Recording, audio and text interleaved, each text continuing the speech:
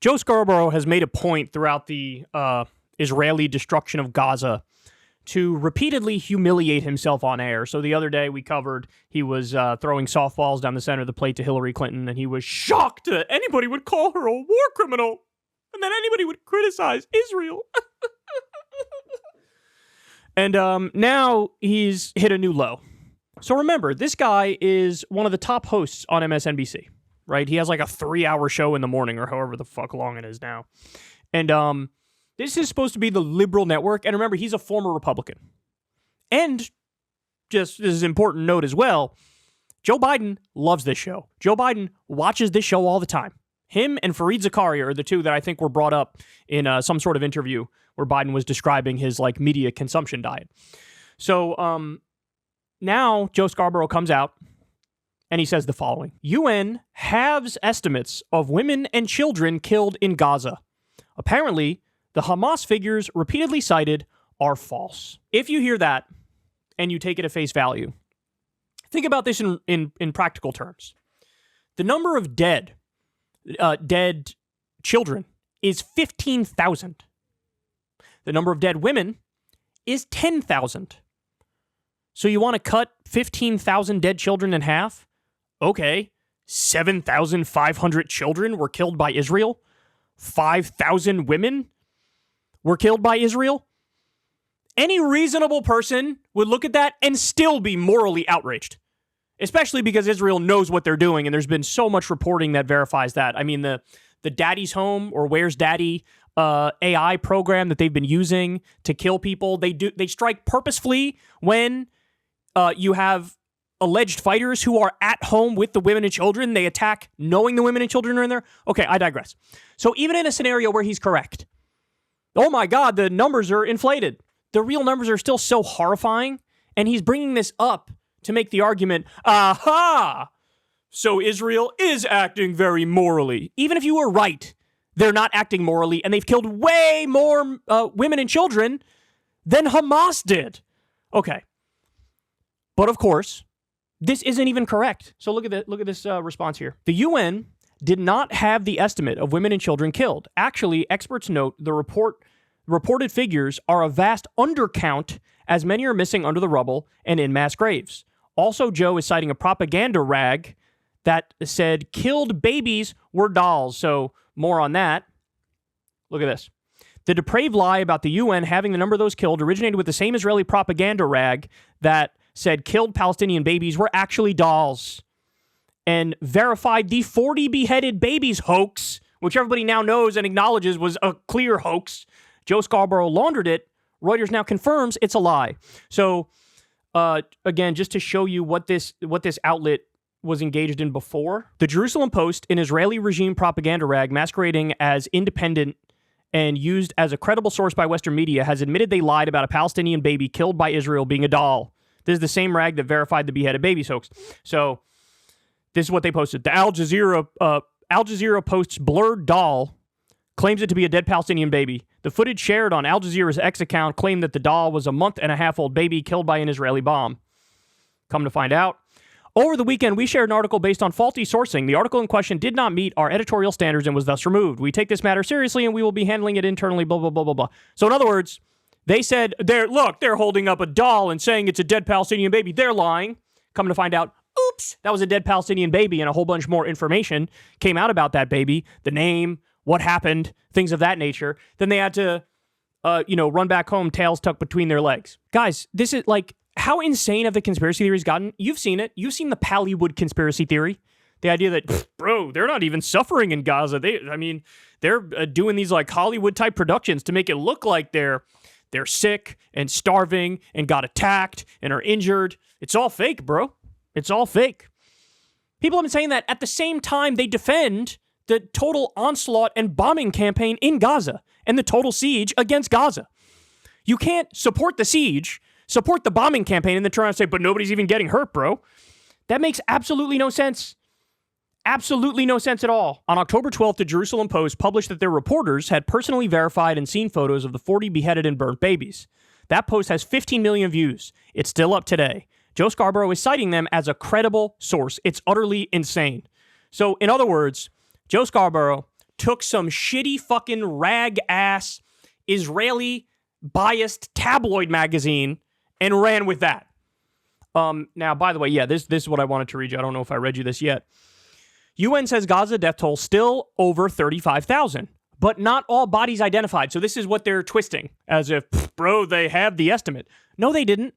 They're saying, we know these people are dead. We know this number is women or children, but we haven't identified the names and ages and things of that nature. And so they're saying, we still need to get more information, but we're not saying that these people didn't die. Okay. There's about another 10,000 plus bodies who still have to be fully identified.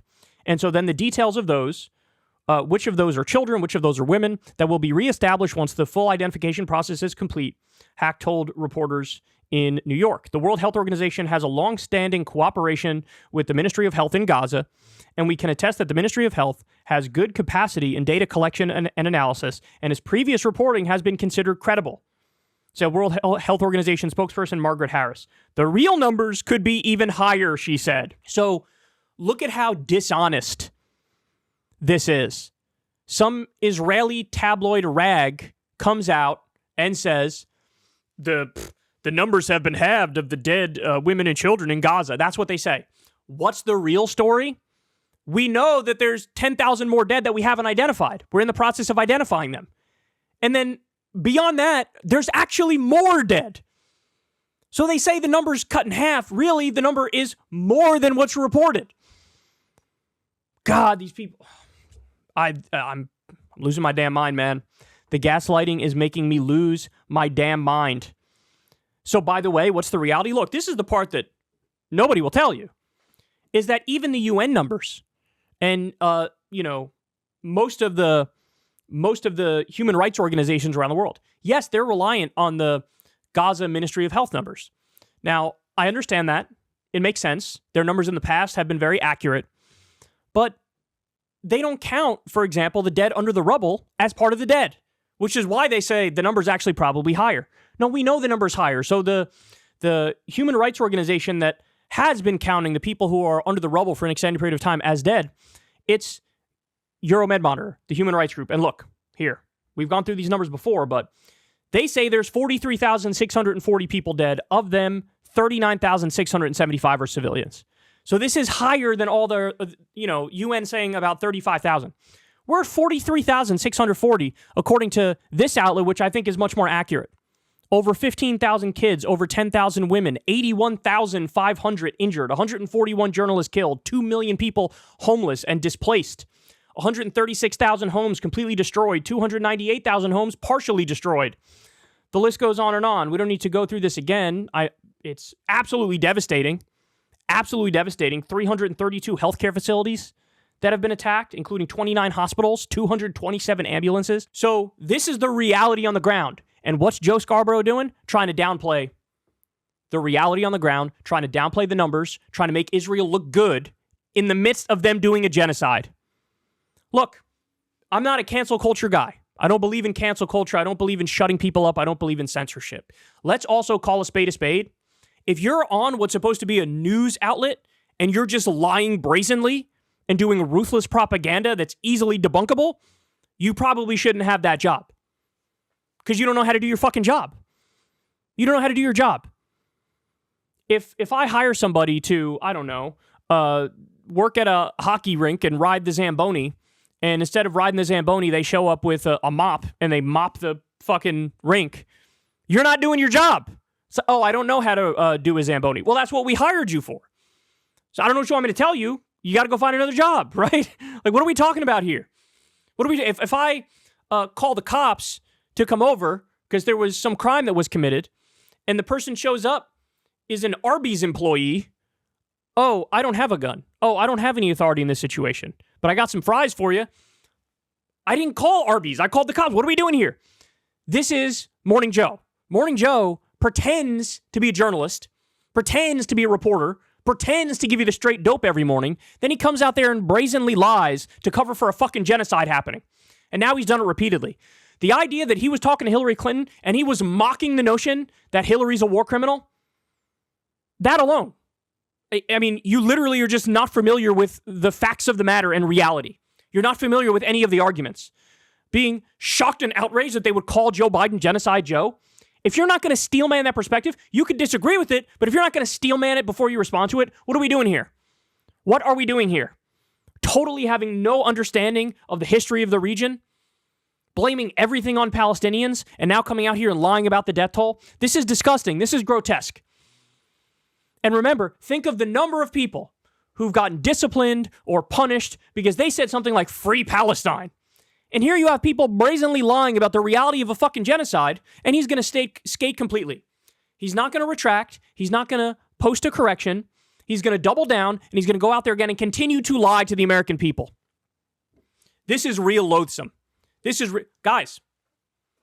Let's call a spade here. He's doing genocide denial. This is genocide denial. This is what the fucking psycho-ass white supremacists do and the neo-Nazis do when they say, ha, really? 6 million Jews? The number's way lower than that, bro. Why? This shouldn't be viewed any differently at this late date. How many fucking videos, how many pictures, how many stories, how many verified reports do you need to get through your fucking thick skull that they're doing an ethnic cleansing and a genocide?